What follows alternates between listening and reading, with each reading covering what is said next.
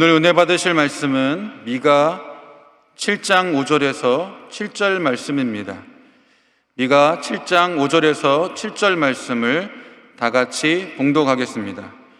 너희는 이웃을 믿지 말며 친구를 의지하지 말며 내 품에 누운 여인에게라도 내 입의 문을 지킬지어다. 아들이 아버지를 멸시하며 딸이 어머니를 대적하며 며느리가 시어머니를 대적하리니 사람의 원수가 곧 자기의 집안 사람이로다. 오직 나는 야훼를 우러러 보며 나를 구원하시는 하나님을 바라보나니 나의 하나님이 나에게 귀를 기울이시리로다. 아멘. 은혜로운 찬양에 감사를 드립니다. 말씀의 제목을 다 함께 따라해 주시길 바랍니다. 하나님만 바라보라. 하나님만 바라보라. 여러분들은 하나님만 바라보라라는 그 말을 어떻게 받아들이십니까? 혹시 시한부 판정을 받았는데 병원 의사 처방을 듣기도 전에 오직 하나님만 바라보면 고침받을 수 있다라는 말로 혹시 들리진 않습니까?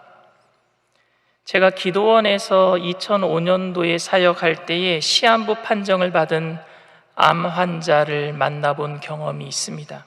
그분들은 병원에서 시한부 판정을 받은 후에 수술이나 항암 치료 전에 먼저 하나님을 만나고 고침받기 위해서 올라오신 분들입니다. 그래서 엄청나게 기도하고 엄청나게 금식하고 부르짖습니다.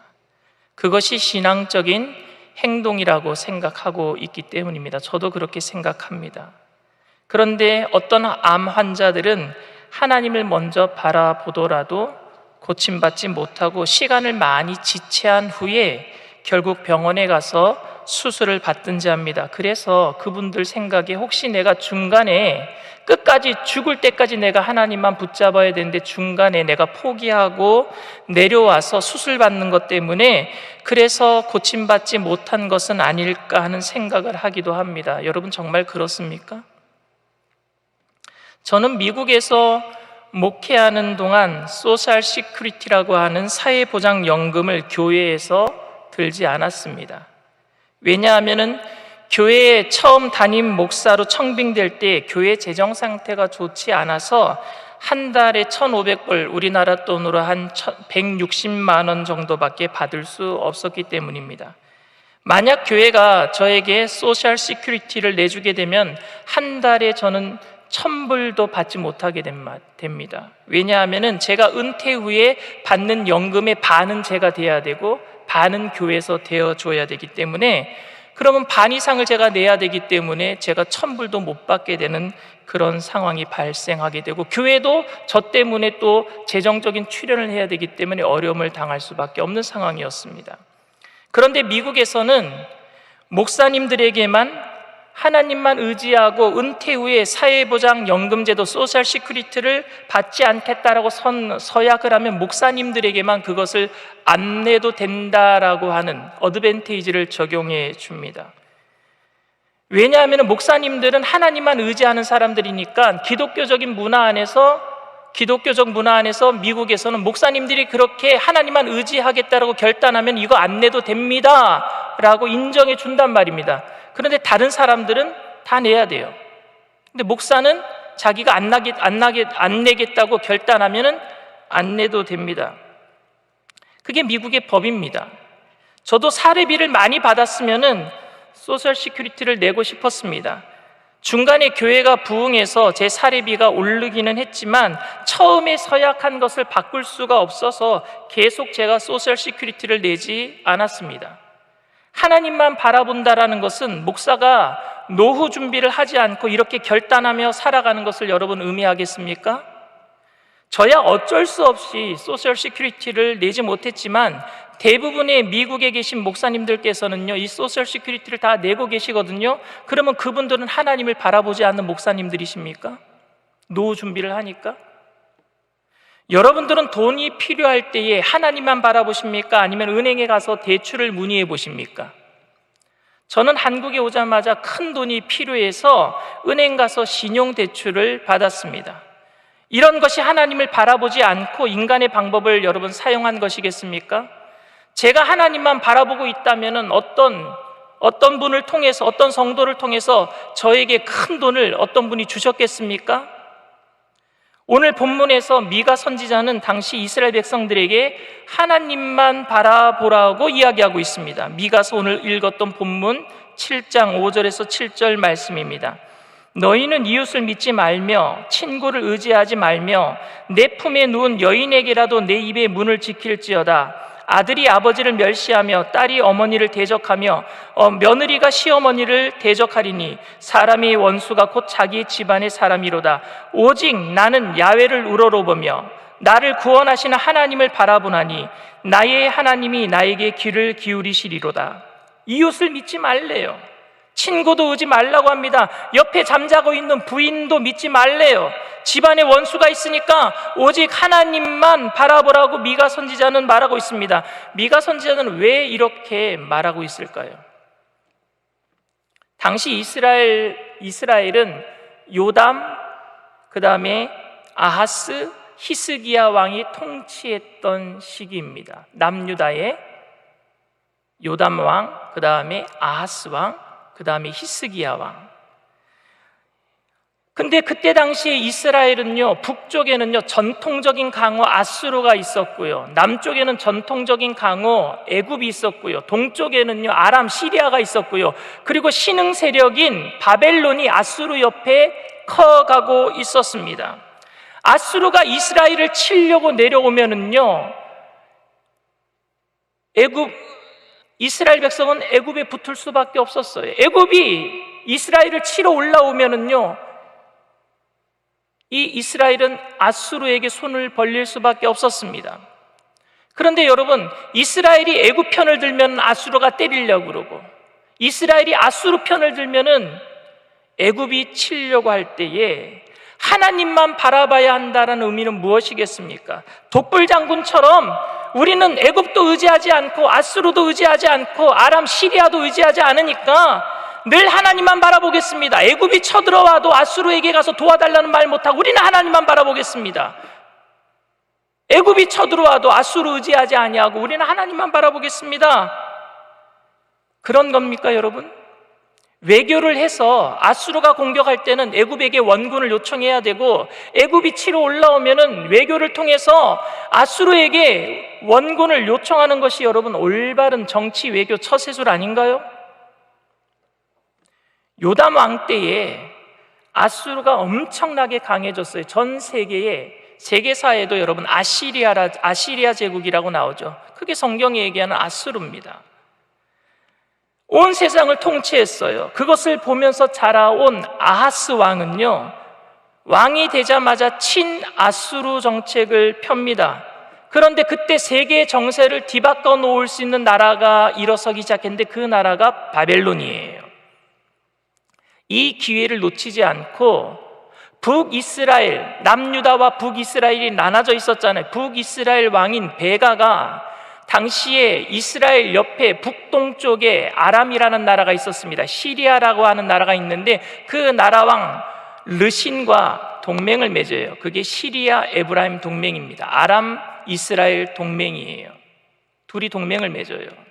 그리고 아수르를 공격하자. 우리가 아수르에게 얼마나 힘들게 조공바치며 살아가는데 더 이상 그런 조공바치지 말고 우리가 힘을 합쳐서 바벨론이라고 하는 신흥 세력 국가가 일어나고 있으니까 이때가 기회다. 아수르를 치자. 그리고 우리 힘이 부족할지 모르니까 남유다도 끌어들이자. 그래서 아하스 왕을 찾아오는 거예요. 북이스라엘 베가 왕이 아하스에게 서신을 보냅니다. 너도 우리 힘에 합쳐라. 아람이랑 우리가 동맹을 맺었다. 너도 우리와 힘을 합치자. 여러분, 그때 이야기를 이사야서에 기록하고 있어요. 이사야서 7장 1절에서 7절 말씀입니다. 우시아의 손자요 요담의 아들인 유다의 아하스 왕 때 아람의 르신 왕과 르말리아의 아들 이스라엘의 베가 왕이 올라와서 예루살렘을 쳤으나 능히 이기지 못하리니 어떤 사람이 다윗의 집에 알려 이르되 아람이 에브라임과 동맹하였다 하였으므로 왕의 마음과 그의 백성의 마음이 숲이 바람에 흔들림 같이 흔들렸더라. 그때 야훼께서 이사야에게 이르시되 너와 네 아들 스알야숲은 윗못 수도 끝 세탁자의 밭 큰 길가에 큰 길에 나가서 아스를 만나 그에게 이르기를 너는 삼가며 조용하라. 르신과 아람과 르말리아의 아들이 심히 노할지라도 이들은 연기나는 두 부지깽이 그루터기에 불과하니 두려워하지 말며 낙심하지 말라. 아람과 에브라임과 르말리아의 아들이 악한 꾀로 너를 대적하여 이르기를 우리가 올라가 유다를 쳐서 그것을 쓰러뜨리고 우리를 위하여 그것을 무너뜨리고 다보엘의 아들을 그 중에 세워 왕으로 삼자 하였으나 주 야훼의 말씀이 그 일은 서지 못하며 이루어지지 못하리라. 이사야는 북이스라엘과 아람이 동맹했다는 거 걱정하지 말아라. 하나님만 의지하라 그럽니다. 그런데 여러분 아하스 왕이요 아수르 왕을 찾아가요. 디글랏빌레셀이라고 하는 아수르 왕을 찾아가서 이거 다 일러 바칩니다.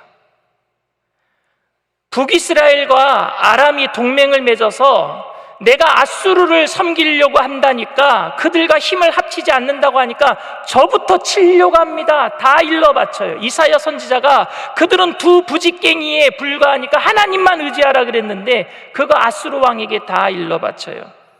결국에 아수르 디글랏빌레셀 왕은요 원군의 요청을 받아들여서 그래서 군대를 이끌고 내려와서 아람과 이스라엘 동맹군을 쳐부숴버려요. 그리고 남유다에게 승리를 가져다 줍니다. 여러분 여기에서 아하스 왕이 이사야가 아하스 왕에게 했던 하나님만 바라보라고 한 의미는 뭐겠습니까? 원군을 요청하지 않았다면은 남유다는 처참하게 북이스라엘과 아람 나라 동맹국에게 쑥대밭이 되었을 텐데요. 이후에 여러분 아하스의 아들인 히스기야, 우리가 잘 아는 하나님께 기도해서 15년간 생명을 연장받았던 히스기야가 아하스의 아들로 등장합니다. 그런데 히스기야는요 아버지가 아수르에게 도움을 많이 받아온 것을 보면서 자랐잖아요. 그런데 히스기야는요 아수르와 손절해 버립니다. 그리고 바벨론에게 붙어버려요. 아수르 왕이 화가 날까요 안 날까요? 아버지 왕 때는 그래도 북이스라엘 아람 나라를 공격해달라고 원군까지 요청하고 우리에게 조공을 잘 바치던 남유다가 이제 아들왕 히스기야가 들어서자마자 손절해버리고 바벨론이 커지니까 바벨론에게 붙어버려 아수르가 화가 났어요. 그래서 아수르 사네립 왕, 당시에 산헤립이라는 왕이 랍사게라고 하는 군대 장관을 보내서요 이스라엘을 공격하고 이스라엘을 모욕하는 편지를 띄워요. 니네 하나님이 정말 살아계셔? 우리가 이렇게 10만 대군이 가서 너희들을 쳐부실 건데 막을 수 있을 것 같아?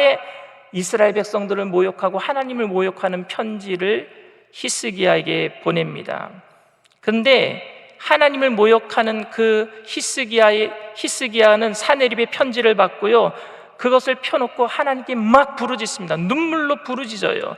그래서 하나님께서 히스기야의 기도를 응답하셔서 전쟁에서 승리하게 됩니다. 그런데 여러분 정쟁에서 승리한 다음에 얼마 있지 않아서 히스기야가 자랑을 했어요. 어떻게 자랑했느냐면요 성전 창고와 이스라엘의 창고를 열어서 바벨론 사신이 왔을 때 자랑했단 말입니다. 나중에 바벨론에게 공격받는 빌미를 제공합니다. 이스라엘 갔더니 성전에 보니까 금은보화가 많더라. 사신들이 가서 다 왕에게 보고했어요. 여러분 아버지 때 바알과 아세라를 섬겼던 신상을 철폐하고 종교개혁을 일으켰지만 하나님만 의지했던 히스기야도 결국에 바벨론을 의지하고 바벨론을 사랑하고 말았습니다. 이스라엘의 역사를 보면은요, 그들은 이웃의 외세의 침략 때문에 한 번도 조용히 지나간 날이 없었습니다. 우리나라와는 똑같아요. 일본이 쳐들어오고 중국이 쳐들어 내려오고 늘 우리나라와 같았어요. 그렇기 때문에 이웃나라와 조약을 맺으면서 살아가는 것은 어쩔 수 없는 환경이었단 말입니다. 이런 상황 가운데서 하나님만 바라라는 의미는 무엇이겠습니까? 어쩔 수 없는 상황인데요. 오늘 미가 선지자는 하나님을 바라보지 못하는 것에 대해서 두 가지를 이야기하고 있는 것 같습니다. 첫 번째, 하나님을 바라보지 못하는 것이 무엇이냐면요, 목회자와 지도자들의 타락이에요. 미가서 3장 5절 11절 말씀입니다. 내 백성을 유혹하는 선지자들은 이에 물 것이 없으면 평강을 외치나 그 입에 무엇을 채워주지 아니하는 자에게는 전쟁을 준비하는도다. 이런 선지자에 대하여 야훼께서 이르시되 그랬어요.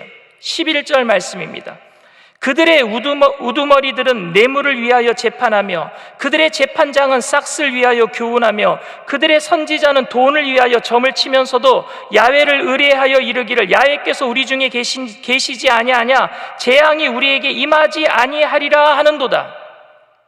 선지자는 뭔가 입에 물려줘야지만 평강을 외친대요. 입에 물려지는 것이 없으면 악담을 퍼붓는다고 합니다. 그리고 재판하는 사람들은 뇌물을 받고 재판을 한대요. 제사장들은 돈을 받기 위해서 말씀을 선포하고요, 선지자들은 점을 치면서 평강을 외친대요. 괜찮다. 여러분, 제가 먹고 살기 위해 목회하는지 목회하기 위해서 먹는지 저는 잘 압니다. 저는 목회하기 위해서 먹어요. 요새는 저희 사모님이 살 빼라 그래서 풀만 먹고 있습니다. 그런데 풀을 먹는 이유도, 샐러드를 먹는 이유도 목회하기 위해서, 건강해지기 위해서 먹는 거예요. 돈 때문에 절대 목회하지는 않습니다. 그런데 목회자가 타락하면 돈 때문에 목회할 수도 있겠다 싶습니다. 저는 이민 목회 시작하면서 3년 동안, 처음 3년 동안 한 달에 사례비를 1,500불, 우리나라 돈으로 약 160만 원씩만 받았습니다. 그런데 160만을 받으면서요, 한 달에 160만 원 정도를 받으면서요, 한 주에 설교를 10편씩 했어요. 거의 10편씩, 많을 때는 11편 설교했습니다. 한 주에. 지금은 한 주에 한 편 정도 하면 돼요. 주일 설교만 하면 되니까. 그리고 교회 망가진 거 수리 제가 다 했습니다. 수리할 때 제가 수리비 따로 받은 적 없습니다. 미국에는요, 레이버피라 그래서 인건비가 되게 비쌉니다. 근데 교회 수리 저희 집사람이랑 저랑 몇몇 사람들이 힘을 합쳐서 거의 다 했어요. 페인트칠 다 하고요, 망가진 곳 망치질 하고요, 문짝 다시 다 달고요. 그리고 수요 예배, 목요일 성경 공부, 토요일 청년 성경 공부, 그리고 구역 예배, 신방 수없이 다녔습니다. 제가 일한 것을 시간대별로 시간 수당으로 따져서 계산하면 절대 1,500불, 한국 돈으로 160만 원 받고 하면 손해보는 것입니다. 자랑하려고 하는 게 아니에요. 돈 때문에 목회해서는 안 된다는 걸 얘기하고 싶어서 그래요. 사명 때문에 하는 거잖아요. 그런데 한 달에 500만 원 받으면서도 성경 공부반을 개설할 때마다 강사료 주지 않으면 성경 공부반을 운영할 수 없다고 하면 그건 돈 때문에 목회하는 거라고 생각합니다. 뭔가 더 하는 것에 대해서 돈을 요구하는데 돈 주지 않으면 그거 못하겠다고 하면 그거 돈 때문에 목회하는 것 아닙니까? 두 번째로 생각해 봐야 될 것은 형식적인 종교 생활로 인한 도덕성의 타락입니다. 제사장과 리더자들이 타락했다면 마찬가지로 백성들도 똑같이 타락했단 말입니다. 미가서 6장 6절에서 8절 말씀입니다. 내가 무엇을 가지고 야훼 앞에 나아가며 높으신 하나님께 경배할까? 내가 번제물로 1년 된 송아지를 가지고 그 앞에 나아갈까? 야훼께서 천천의 순양이나 만만의 강물 같은 기름을 기뻐하실까? 내 허물을 위하여 내 맏아들을, 내 영혼의 죄로 말미암아 내 몸에 열매를 드릴까? 사람아, 주께서 선한 것이 무엇임을 내게 보이셨나니 야훼께서 내게 구하시는 것은 오직 정의를 행하며 인자를 사랑하며 겸손하게 네 하나님과 함께 행하는 것이 아니냐. 이게 미가서의 주제예요. 이스라엘의 제사 중에 보면요, 속죄제나 속건제는요, 하나님께 기름과 내장을 태워서 드려야 돼요. 번제는 모든 것을 태워서 다 올려드리지만 속죄제나 속건제 같은 경우에는 기름과 내장을 태워서 드립니다. 그리고 고기는요, 제사장이 먹을 수 있어요. 여러분, 하나님이 만약에 제사 드릴 때마다 기름과 내장을 태워드린 것을 하나님이 드시고 싶어서 드셔서 우리가 드렸습니다라고 생각하면 하나님 콜레스테롤 걸렸을 것 같아요. 하나님이 그렇게 말씀하셔요. 천천의 수양이나 만만의 강물 같은 기름을 기뻐하겠느냐? 내가 그런 기름 좋아서 너희들에게 제사 드리라고 했느냐? 그들이 제사를 안 드린 게 아니에요. 예배 안 드린 게 아니에요. 예배를 잘 드리고 있었습니다. 그리고 예배를 잘 드렸기 때문에 축복을 받는다라고 생각했었고, 그래서 대수롭지 않게 축복받은 사람이 이 정도는 해도 되겠지 하고 삶에 나가서 거짓으로 행했단 말입니다. 도덕성의 타락이 예배 때문에 시작이 됐어요. 나 예배 잘 드렸으니까 오늘 복 받을 거야. 거짓말 조금 해도 이렇게 된 거예요. 그래서 저울을 속였어요. 주머니에 추를, 거짓된 추를, 잘못된 추, 그러니까 10kg짜리면은 물건을 적게 주려고 9kg짜리를 주머니에 넣어놓고 이게 10kg짜리인 것처럼, 10g인 것처럼 거짓된 추를 달았단 말입니다. 미가서 6장 11절 12절 말씀입니다. 내가 만일 부정한 저울을 썼거나 주머니에 거짓 저울추를 두었으면 깨끗하겠느냐? 그 부자들은 강포가 가득하였고 그 주민들은 거짓을 말하니 그 혀가 입에서 거짓되도다. 형식적인 종교생활은 코람데오, 하나님의 면전 앞에서, 하나님 앞에서의 신앙을 잊어버리게 만들었습니다. 그래서 그들은 삶에서 거짓으로 이웃을 속일 수 있었던 거예요. 우리는 거창하게 나는 하나님만 바라보겠습니다 이런 것 자랑하지 않더라도, 예를 들어서 내가 죽을 병에 걸렸을 때 병원 의사들 바라보지 않고 하나님만 바라보겠습니다 라고 고백한다거나, 경제적으로 어려움이 있을 때 사람들 의지하지 아니하고 주님께서 책임져 주실 것을 내가 믿습니다 라고 장담하지 않더라도 우리는 삶에서 하나님을 바라볼 수 있습니다. 그것은 내 삶의 목적이 주님이신가 아니면 이 땅인가, 날마다 내 자신에게 물으면서 출발할 수 있을 때 그렇게 할 수 있어요. 하나님이 주인이시라면은 목회자가 어떻게 거짓되게 행할 수가 있겠습니까? 하나님이 주인이시라면은 성도가 어떻게 이 땅에서 거짓되게 살아갈 수가 있겠습니까? 내가 주인이니까 내가 잘 먹고 잘 살기 위해서 목회도 기술로 할 수 있는 거예요. 내가 더 잘 먹고 잘 살기 위해서 거짓으로 남들에게 속임수를 발휘할 수도 있는 거예요. 이 땅의 주인이 누구예요? 내 삶의 주인이 누구입니까? 오늘 우리를 불꽃 같은 눈동자로 쳐다보고 계시는 주님 앞에서 우리는 행해야 될 줄 믿습니다. 하나님만 바라보라는 미가의 의미가 바로 그런 의미예요. 네 삶에 지금 주님께서 바라보고 계시지 않느냐? 그 앞에서 어떻게 거짓되게 행할 수가 있느냐? 하지만 과연 우리들에게 그런 능력이 있을까요?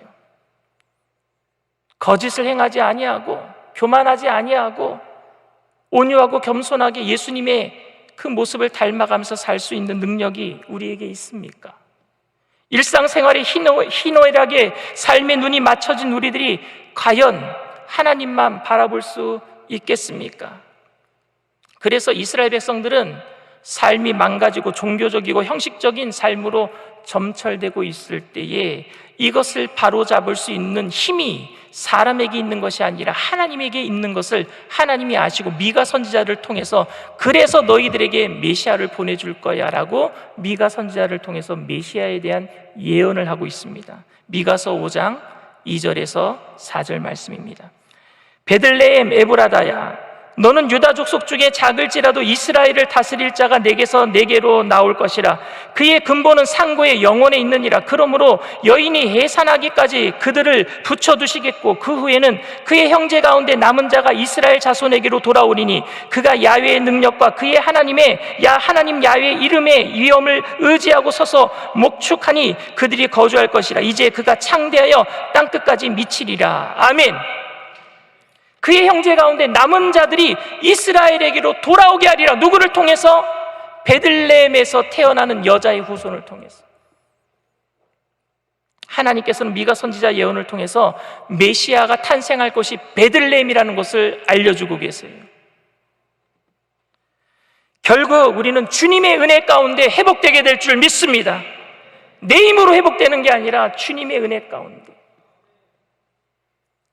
저는 여러분들이 경제적으로 어려울 때에 대출을 싸게 해주는 은행을 의지해도 괜찮다라고 생각합니다. 요즘 오징어 게임이라고 대출도 일찍 가서 줄 서지 않으면 대출이 비싸진다 그러더라고요. 신청 빨리 해야 된다고. 여러분이 아플 때에 병원 의사를 의지해도 좋다라고 저는 생각합니다. 여러분들에게 고난이 찾아올 때에 도울 수 있는 손길이 있다면은 찾아봐도 도움을 간구해도 괜찮다라고 생각합니다. 그런데 그 속에서도 여러분들의 삶의 목적이 주님이심을 잊지 말게 되기를 바랍니다. 내 삶의 목적은 주님이시다. 내 삶의 이유는 주님이시다. 그 주님께서 지금 여러분의 고난 상황 속에서도 함께 계심을 잊지 말게 되기를 바랍니다. 그분은 우리에게 오직 정의를 행하고 인자를 사랑하며 겸손하게 행할 수 있는 능력을 주시는 분인 줄 믿습니다. 오늘 미가가 결론적으로 얘기했던 부분이에요. 정의를 행하고 인자를 사랑하고 온유하게 행할 수 있는 능력, 내게 있는 게 아니라 예수님을 통해서, 성령님을 통해서 우리에게 부어질 줄 믿습니다. 그 예수님을 날마다 주인으로 바라보고 선한 싸움 다 싸우고 믿음의 의의 면류관 다 차지하는 저와 여러분들 다 되시기를 주님의 이름으로 축원을 드립니다. 문제가 있으신 분은, 가슴에 아픈 곳이 있으신 분은 믿음을 가지고 주인 되신 주님을 바라보는 마음으로 아픈 곳에 손을 얹으시길 바랍니다. 사랑과 은혜가 풍성하신 좋으신 하나님, 우리는 주님의 종이요 시종이요 머슴입니다. 아무것도 아닙니다. 그런 우리들을 위해서 이 땅 가운데 친히 오셔서 나무에 달려 저주를 담당하신 좋으신 하나님, 우리가 더 이상 저주받을 필요 없다고 말씀하신 좋으신 하나님 아버지, 그분께 내 삶을 맡깁니다. 그분을 이용해서 내가 주인으로 살아가기 위함이 아닌 내 삶의 주인으로 주님을 의지하오니 얽히고 설킨 우리 삶의 문제를 주님 맡아주시옵소서. 맡아주시옵소서. 맡아주시옵소서. 성령님 환영하고 인정하고 모셔드리고 의지합니다. 바람같이 불같이 생수같이 임하여 주셔서 하나님, 내 속에 미움이 사라지게 하시고 분노가 떠나가게 하여 주시옵시고 갈등이 사라지게 하여 주시옵시고 세상이 빼앗아갈 수 없는 기쁨과 평강, 주님 이 시간 임재로 임하여 주시옵소서.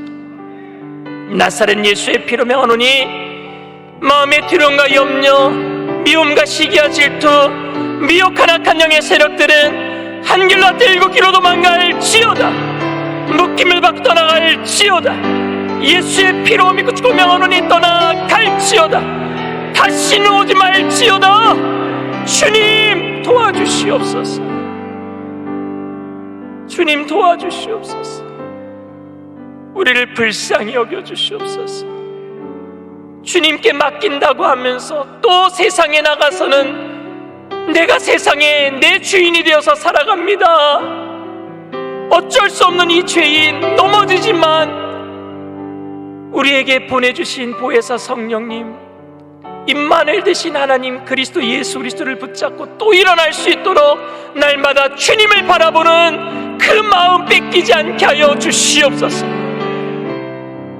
이 시간 믿음을 가지고 우리를 사랑하시는 예수님의 그 손길을 아버지 포개어서 우리가 아픈 곳에 손을 얹었사오니 치료의 강선을 바라여 주셔서 깨끗이 고쳐 주시옵소서. 나사렛 예수의 피로 명하노니 저주받은 질병의 세력도 떠나갈지어다. 머리부터 발끝까지 깨끗게 될지어다. 오장육부 사지백체 뼈 마디마디 신경세포 조직마다 새롭게 될지어다. 주님의 은혜 가운데 날마다 우리의 몸이 새로워지게 하여 주시옵소서. 세상 사람들은 포기했지만 오늘도 우리의 손 붙잡고 우리에게 힘을 주시는 좋으신 하나님께 내 삶을 드렸사오니 나도 주님이 나를 포기하지 않으셨듯이 나도 나를 포기하지 않습니다. 주님의 자녀가 되었사오니 주님의 종이 되었사오니 살든지 죽든지 흥하든지 망하든지 성하든지 쇠하든지 주님의 영광을 위해서 우리를 사용하여 주시옵소서. 이 땅 끝날까지, 이 세상 끝날까지 주님과 동행하는 우리 모든 청년들, 오부 예배 예배자들 되게 하실 줄 믿고 감사드리며 예수님의 이름으로 기도드리옵나이다. 아멘. 지금은 우리 주 예수 그리스도의 무한하신 은혜와 아버지 하나님의 영원하신 사랑과 보혜사 성령님 내주교통 충만하시고 위로하시는 축복이 오늘 내 인생의 주인 되신 주님을 온전히 믿음으로 바라보기로 결단하는 믿음의 백성들, 개인, 가정, 사업, 직장, 자녀, 학업생활, 범사 전체 위에 지금으로부터 영원토록 함께 하실지어다. 아멘.